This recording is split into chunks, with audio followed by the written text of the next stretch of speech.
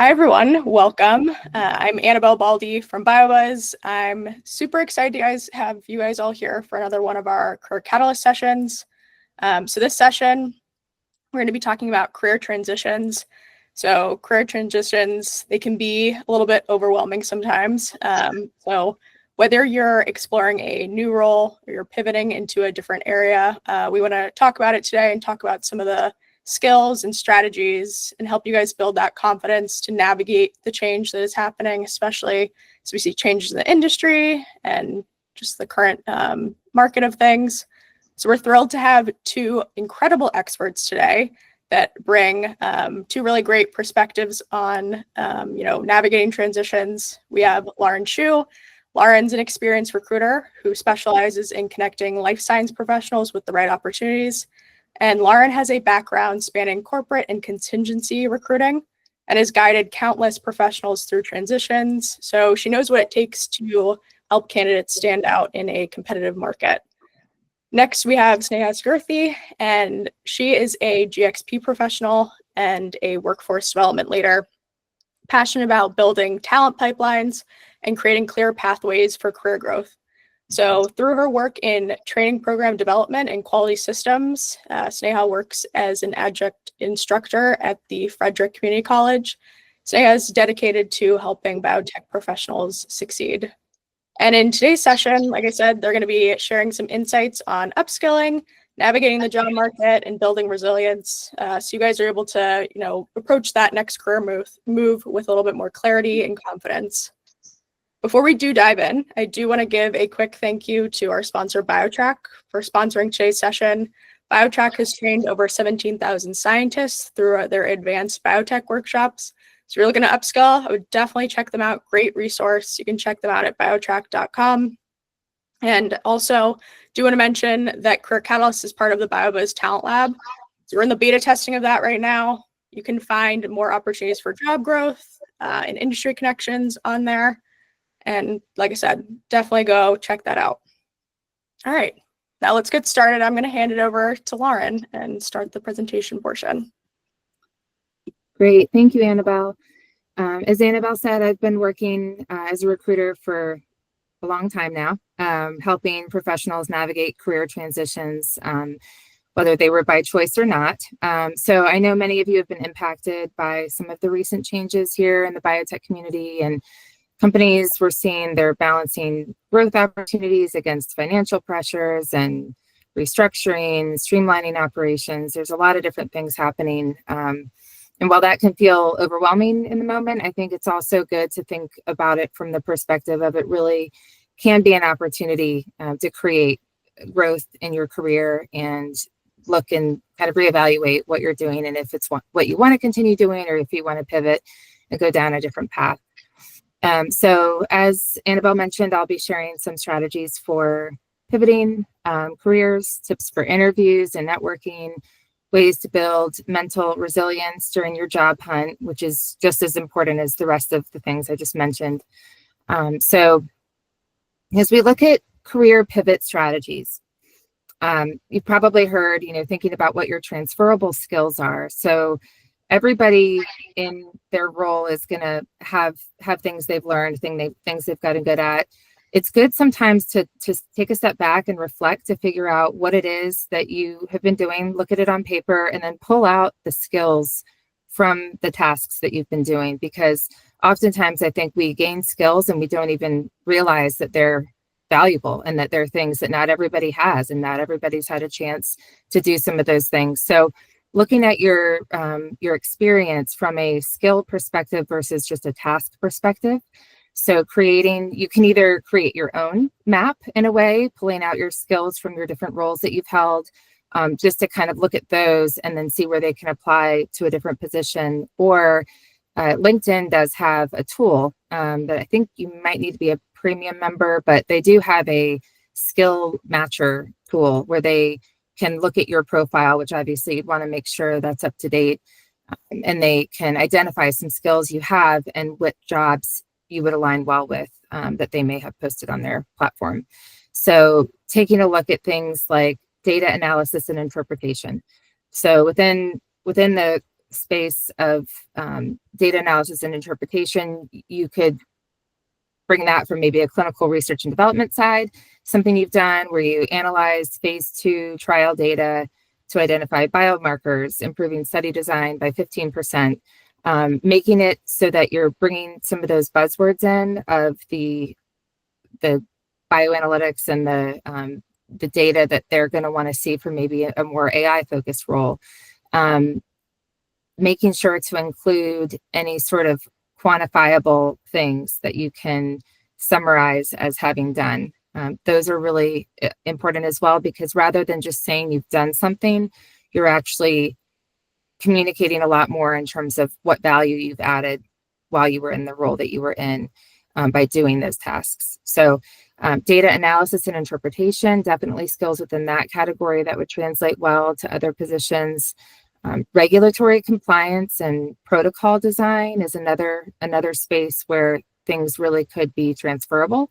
Wanting to phrase what you've done, developing GCP compliant protocols for phase 3 trials, ensuring data integrity for 500 plus patients. That's another example of something you could say where you're really communicating not only what you've done, but the value add that's been there. Another example could be project management and cross-functional collaboration.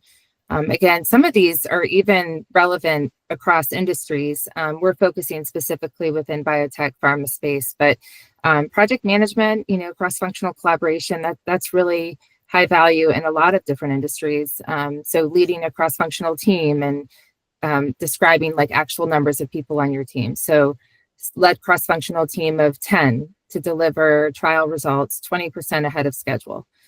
So rather than just saying something loosely like, led a team and delivered results or something, you want to be more specific, really kind of being able to show that value add that maybe in years past, you wouldn't bring that up till you're in an interview. Right now, it's so competitive. You want to make sure that you're really putting that information out there to show them why they should select you for the interview rather than just see it as another list of tasks that have been done on a CV.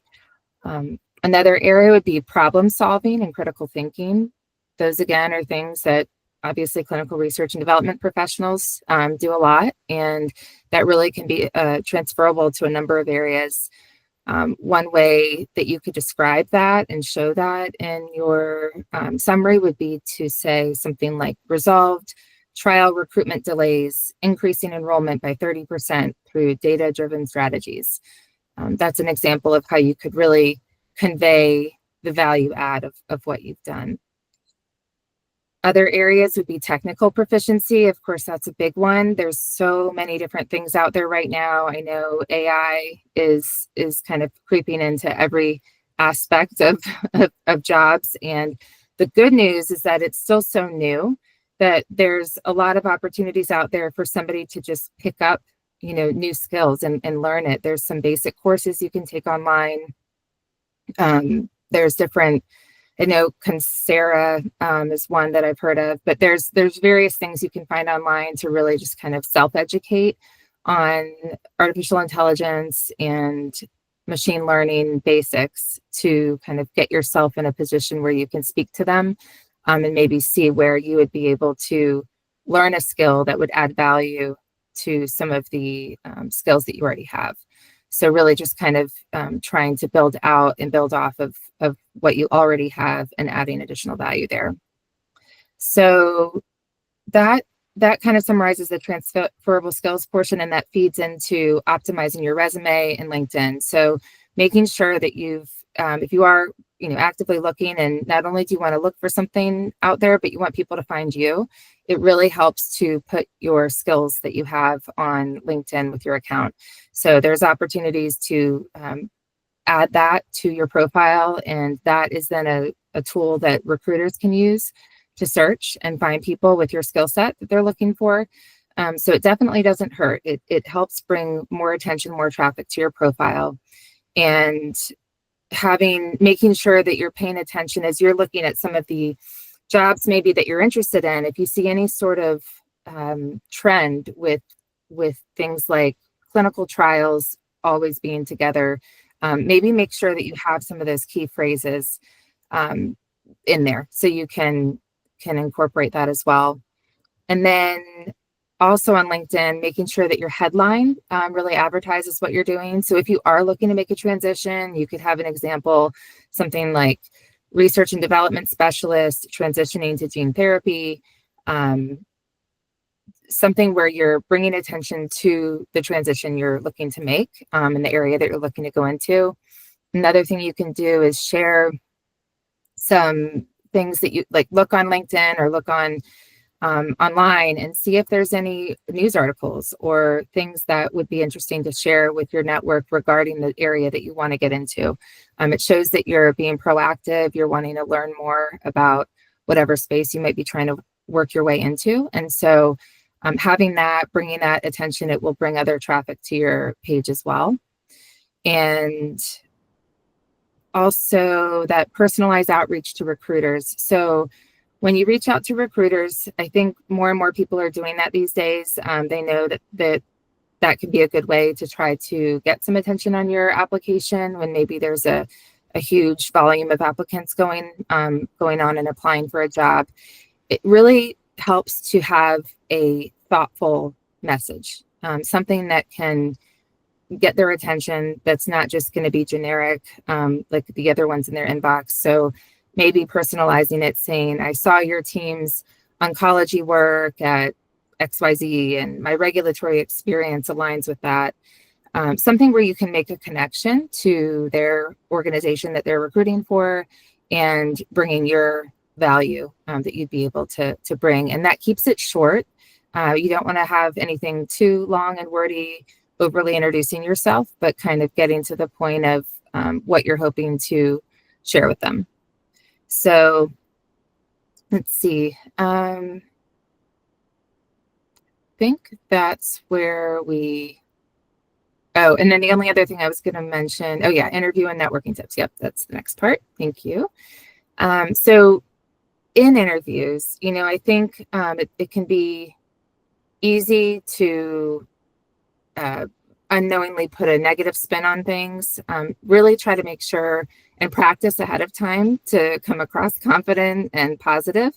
If there was a layoff that you've been impacted by, try to be positive about it in terms of restructure, saying this restructuring allowed me to reevaluate my interests, and I've decided to focus on some of the skills that I've gained and move forward in this other direction. So maybe the restructuring let me upskill in bioinformatics, which is aligning with the AI focus of this company that I'm applying to. Practice these things so that when you do have these interviews, it doesn't sound too scripted.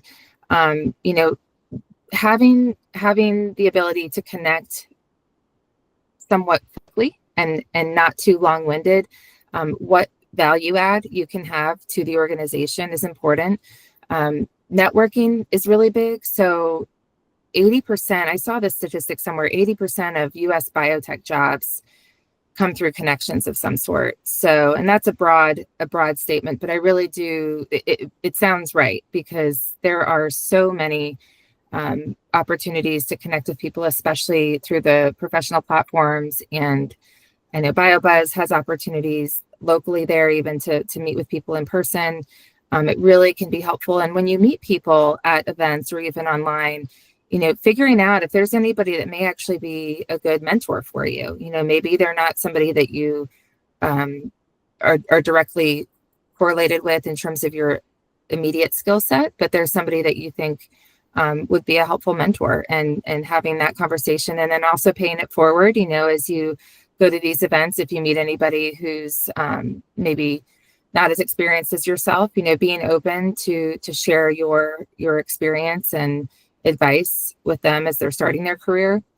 There's definitely a lot of room within this space to find networking opportunities, both online, virtual, and in person. So, and let's see, industry events, yeah. And then the mental resilience, this part is important. So I always try to encourage people, treat rejection as feedback. It can be frustrating to apply, and especially in this climate right now, I think there's a lot of people that apply to jobs and either maybe they're not hearing back, or they hear back but they don't really get any specific advice. Obviously, it's great if you can get any specific feedback, and it's always good to ask. I have also seen, though, that there is just such a change in this environment right now that sometimes things don't work out, and it's just because they've decided to go a different direction. Just coming from, knowing how those inside conversations can work. Sometimes there's a different level that's been decided that's more appropriate, or they want to take a pause, or there's, there could be a number of different reasons. So don't overthink it, and don't be negative is what I'm trying to say. I think it's good to set small and achievable daily goals. It can feel overwhelming if you go on and do a search and see how many jobs may be coming up when you do searches. Really try to at least just make a little bit of progress each day and make a goal for yourself. Maybe you apply to 2 jobs a day, or however many seems like it would be appropriate. But definitely kind of holding yourself accountable, trying to check in with yourself, or maybe you do it by job board postings. So one day you're going to look on LinkedIn, another day you're going to look on BioBuzz and the Talent Lab, see what's there. So definitely just trying to create some goals for yourself so that there is movement. It could also be reaching out to recruiters on LinkedIn and hoping to network that way. Number of people, number of profiles you'd like to try to connect with. So another piece would be to take regular breaks to avoid burnout. Obviously, just breaking away and kind of being able to clear your mind, get reinvigorated to go have another conversation with another company. Don't book yourself too tightly with these conversations, because you do want to make sure you're putting your best self forward, and it can be hard to be too back to back with interviews. And celebrate small wins. If you get a response back, that's great. If you can proactively get any sort of reference from somebody, maybe somebody's recommending you, or can make an introduction for you to somebody in their network. That's another way to connect with people, is to have somebody that introduce you through LinkedIn is another option that you can do that. And just staying persistent, being resilient. Really, that's what it takes. There's going to be probably a high volume of applications that need to happen to kind of get the results that you want. And that just gives you a chance to practice too, having these interviews and going through the process of applying places. It really helps you to kind of focus and look at what you're putting forward and tweaking it along the way and evaluating, what could you do different? And it really does help to track those things. I think it can be easy to just go and do, but definitely taking a moment to reflect after you have had an interview, how it went on your end, how you feel like it went, and then being able to then receive that feedback later to see if there's any disconnect, or if it was in line kind of with what the next steps are. So sorry, I feel like I've gone over my time, Annabelle. No worries. All right, great. Sneha is going to kind of talk through some tips really quickly, and then we'll get into our panel. Sure. So a lot of the stuff I do have to say, I think has a lot of crossover with Lauren, so hopefully it just helps nail the point home. I will say I'm a very informal trainer, so I'm probably going to be very informal during this presentation as well. But my name is Sneha. I am a quality compliance manager at a company called Cartesian Therapeutics. I also do help teach our biotech bootcamp at Frederick Community College. So everything I'm going to tell you guys is exactly what we tell our students when they enter the job market as well. But I do know that there is a little bit of a special situation happening in the job market, especially last week. There were a few updates.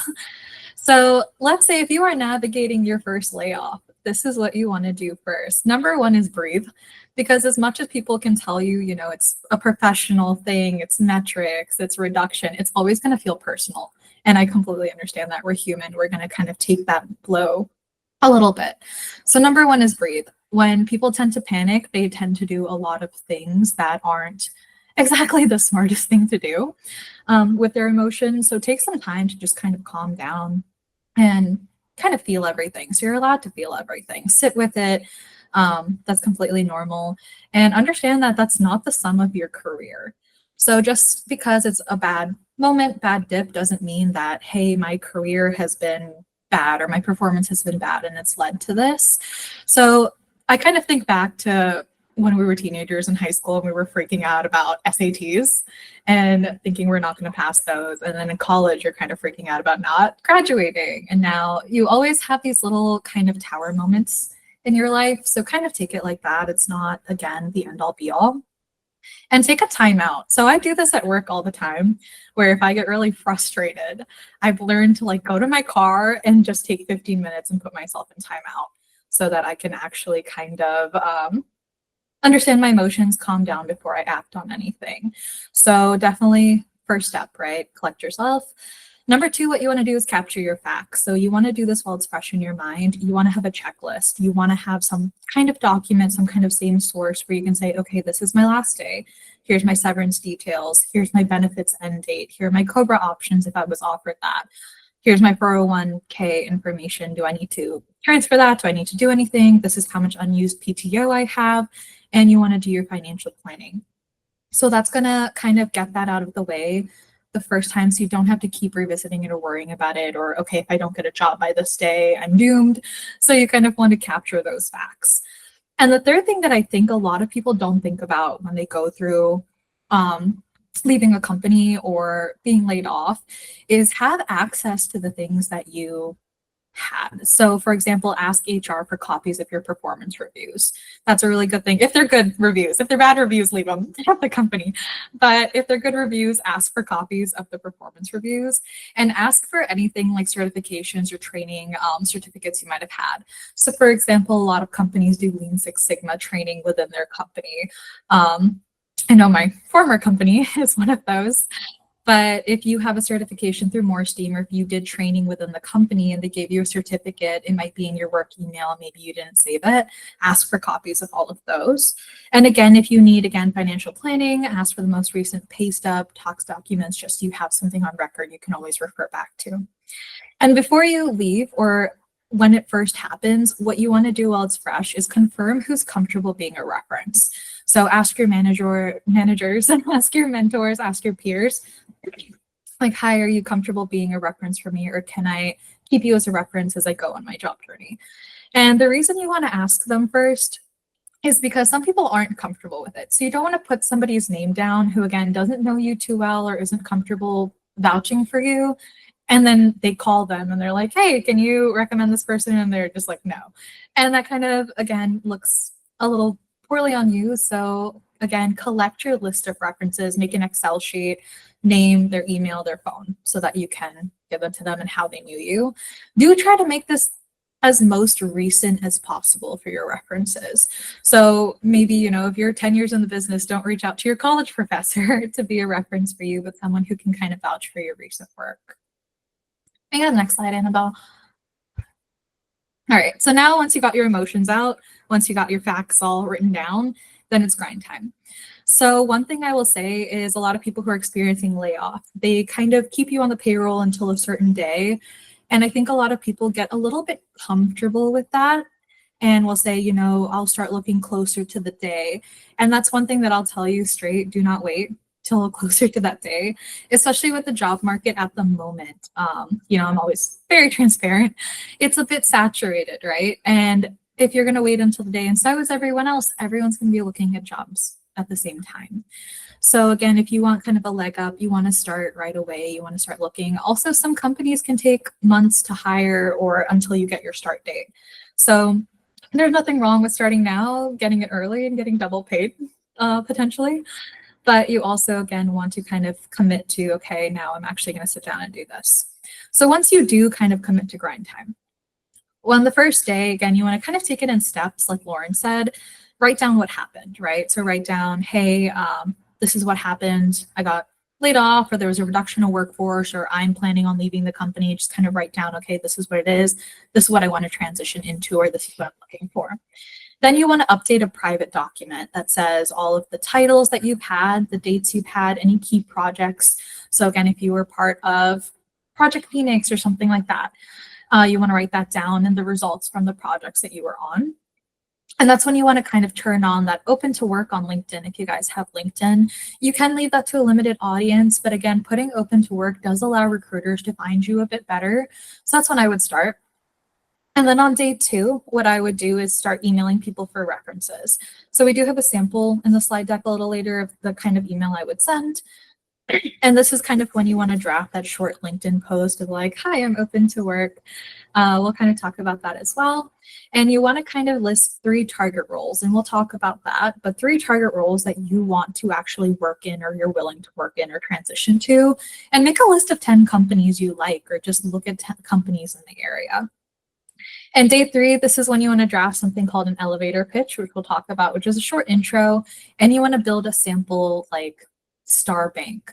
We'll talk about that as well, but it's basically 3 to 5 short stories that you can use in interviews to say, there was a situation, this is what I did to fix it, these were the results.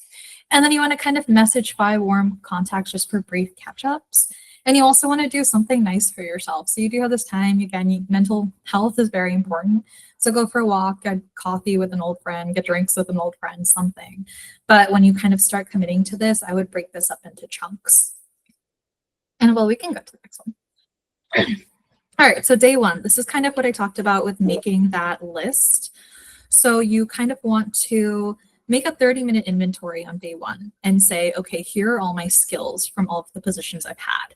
And then you want to map them to job descriptions. So I say 30 minutes because I say 10 minutes dumping out your skills, brain dump them, and then put them into job searches. Look at job descriptions that have those skills listed and look at those titles.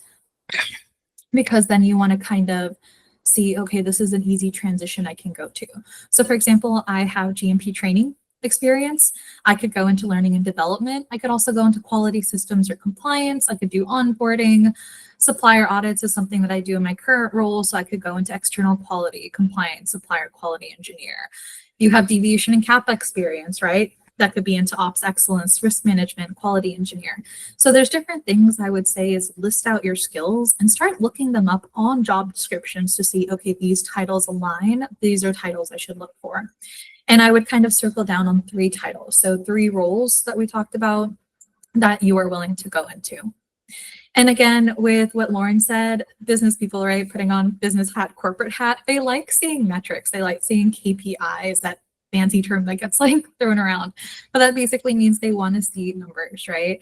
So you want to replace that jargon with outcomes. So reduced response cycle time by 30% is better than I supported audits. Even something like, you assisted in a PAI inspection or an FDA inspection that had 0 483s, if that happened at a company that you work at. But that's something that's really good to put on there as well. And you want to name your technical strengths. So again, this could just be a pivot. I wouldn't see it as an end all be all, but as a good pivot point. So name your technical strengths. I can do supplier quality, I can do CAPA, and then test that adjacent path. So QA, can I go into supplier quality? QC, how can I kind of reiterate how my QC skills can help me go into validation?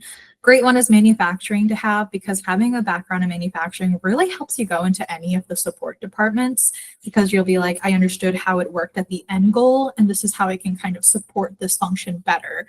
Or when I was in manufacturing, I saw that the support from this function could be optimized or better handled this way.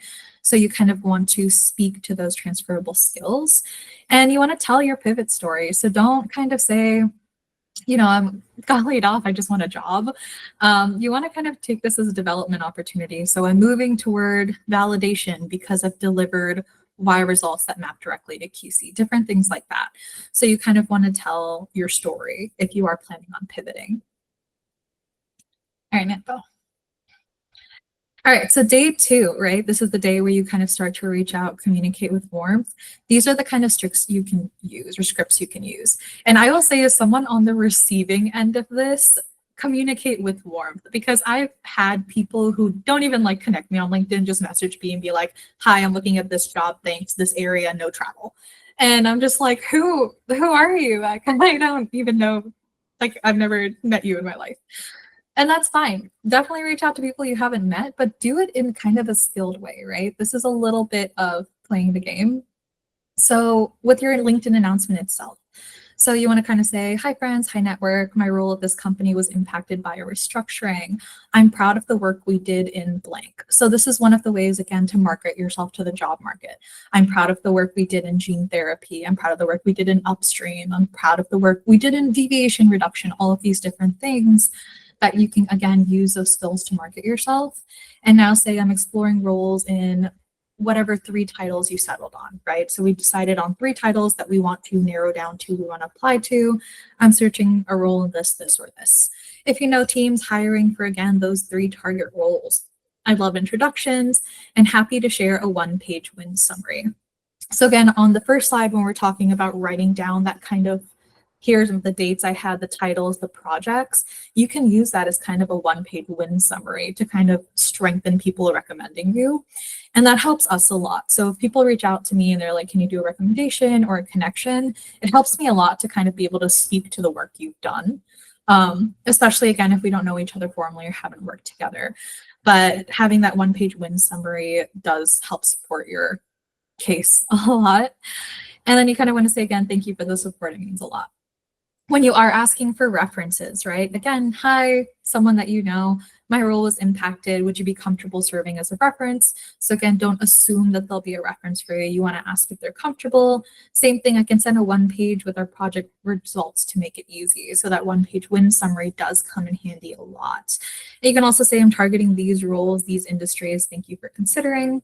And then if you have someone, so say example, you're connected with me, we know each other, and there's someone that works at Thermo Fisher, or AstraZeneca, or whatever company that you want to kind of have. Sorry, I will answer the questions at the end, or actually at the end of the slide, I don't mind doing that. But when you do message me to kind of connect you with someone, that's smart as well. And you just want to be like, hi, could you introduce me to this person from Thermo or this person from PII for a 15-minute chat about their team's work in this area. And you can even give them the intro, right? To be like, hey, Sneha led supplier quality GMP training. She's exploring QA roles. Something like that would be perfect. So you can always reach out that way as well. So 1-page summary or win summary is separate from your resume. So a resume is very professional, very, here's my title, here's everything I did. A 1-page win summary should be very informal. So it's kind of you just kind of brain dumping, like these are the projects I was on, and you can get into detail, right? Because resumes should be fairly high level, but a wins page can be, you know, this is the project I was on, these how many deviations we reduced, this was the percentage, different things like that, or these are the results we're getting out. It's just kind of a way to highlight your specific wins that you've been a part of in detail that you may not necessarily be able to get into detail in with your resume. Resumes are more about, this is my job role. Wins is like, this is what I did, might even be outside of my job role. And it just kind of helps people when they're recommending you or when you're asking for references to be able to plead your case a little bit. All right. So back to day 3, we kind of talked about an elevator pitch and STAR. So if you're wondering what an elevator pitch is, it's basically a very brief introduction of yourself. It's called an elevator pitch because it should take the amount of time when you go into an elevator with someone to go up to like the top floor to be able to make that intro. So we say about 30 seconds or less. This will come into handy a lot when you are networking, or even when you first go into an interview. I always tell people to start with their elevator pitch. So it's just your introduction. So, hi, my name's Sneha, I'm a quality compliance manager, or hi, my name's Sneha, I'm job seeking, or I'm a job seeker in this industry. My most recent experience was ... My goal is to transition into ... or my goal is to find a new role in ... and kind of be like, I'd love if we could talk about this more, and then make a plan, right? So always asking people for action is very good. So something like, hey, can we connect on LinkedIn or stay connected if you hear anything about these roles? Or do you mind, like talking more about what's done in your company if we can hop onto a 15-minute video call or something like that?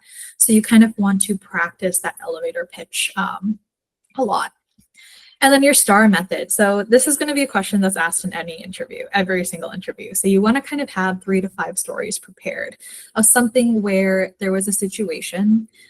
This was the task in your situation, the action of how you accomplished it, and this was the result.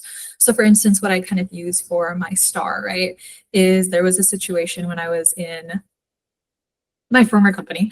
And I just came back into a training role. So I was manufacturing before, and the entire upstream team caught COVID. So they didn't have anyone to go on the floor. And because I came back recently, I still had my training active. So what I did is I actually went and trained PD because I was the training manager at that point. I trained them or kind of did a waiver for them with demonstration of knowledge. And then we were able to complete the harvest and the TFF because of it, even with that reduction. So something like that, you want to have a way to market yourself. Again, star examples and these ways in interviews is how you can stand out by kind of saying, hey, this is the situation and these are the skills that I brought to it. And this is how it became successful because of the skills I brought or what I contributed to or how well I worked with the team. So you want to have about 3 to 5 stories like this kind of in your arsenal to pull out when you have different interviewers as well. Go to the next one. And the biggest one is networking. So I can't tell you guys how much networking has kind of become such a critical part of our job market. And I know you guys know the phrase, like it's always who you know. And I say still apply if you don't know someone at the company, but it really does help when you network or know somebody. So there's a lot of networking in our area. BioBuzz is a huge one. BioBuzz events are free. So that's a good networking opportunity. They do things like this all the time with Career Catalyst. I'm a part of Women in Bio Capital Region, and it's not just for women. We do invite men to all of our events and encourage them to come. It's a lot of fun. So again, I feel like I have a very good network to fall back on if I ever need anything. We even have chats where we're like, hey, we're looking for a job. Can someone recommend me for this? And again, it's kind of that good networking. ISPE, that's the International something for Pharmaceutical Engineers Society, International Society for Pharmaceutical Engineers. So something like that, if you're more toward calibration, validation, CQV, CSV, different things like that, engineering facilities, that's something where you want to go because that's really their bread and butter. So they have really fun events as well. Women in Bio ISPE, you don't have to be a member to attend their events. They usually have you pay $15 to $20 if you are going to attend and you're not a member. And that's just because these events have free alcohol and free food. So they do actually help us feed you in the long run. PDA is a really good one. That's Parental Drug Association. If you are more so into, I'll say microbiology, that's a really good one to have because they do publish guidance documents quite frequently. And if you're a regulatory affairs professional, there is something called RAPS. They do have a Capital Region chapter that I would explore as well. I haven't interacted with them directly, but that's a good one. And then KenX, that's the Knowledge Exchange Network. They usually do a little bit of smaller conferences around the area. So their most recent one was in Philly that I went to. It's a little bit more intimate, but it does allow you to meet people a little bit better in that intimate setting. Okay, Annabelle. Actually, we can stay on this one. There's actually a couple events coming up for networking. So I know ISPE, every month they do their Therapeutic Thursdays. So every Thursday they pick a location, you go, you network. It's a happy hour every month. So theirs is actually coming up on September 18th. If you guys want the details, feel free to message me. Women in Bio is also doing an event in Baltimore next month at MLK4. So that's a good one, again, open to men as well. And there is actually one I heard about today. It's called Biotech Misfits. So their event is in Silver Spring next month. I believe it's on September 10th. And this is an interesting one because how it started is with a couple people from Regenix Bio. Regenix Bio also went through a layoff a little while ago. And I guess the people who got laid off just started meeting at this bar every so often. So they would meet there just to talk, just to kind of keep their network. And it turned into a thing where they're like, oh, let's call ourselves the Biotech Misfits. And now they meet every so often. So again, very, very good networking opportunity. All right, and then upskilling. So right now, if you are going through a transition, if you have just recently gotten laid off or left a job, if you have the time, focus on upskilling. So just like you wouldn't want to kind of be at home, I'll tell you, being at home, kind of focusing on job apps can send you crazy if you're just doing that full time. But take some time to upskill yourself. So spend your time going through little biotech programs we have around Maryland. So a good one is BioHub Maryland. They do week-long courses where you can go with biomanufacturing. They also have a lot of good connections. So go there, kind of get those certificates.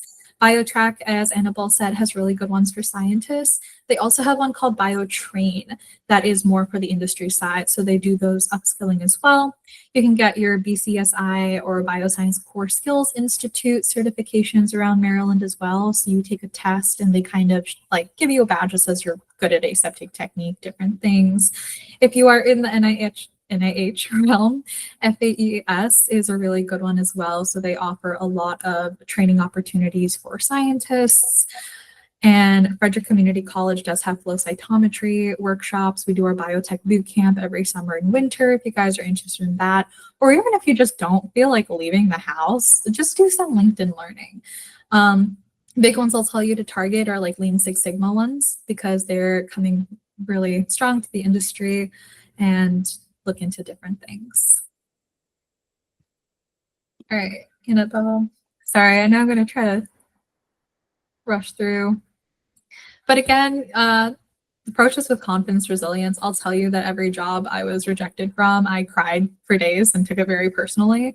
But looking back now, it's kind of the right redirection I needed. And if I did get that job, it would have not been the best fit.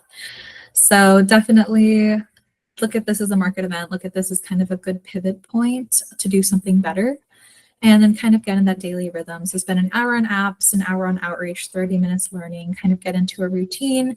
And as Lauren said, track your small wins. So I have this little album in my phone called like Tasty Little Feel Goods.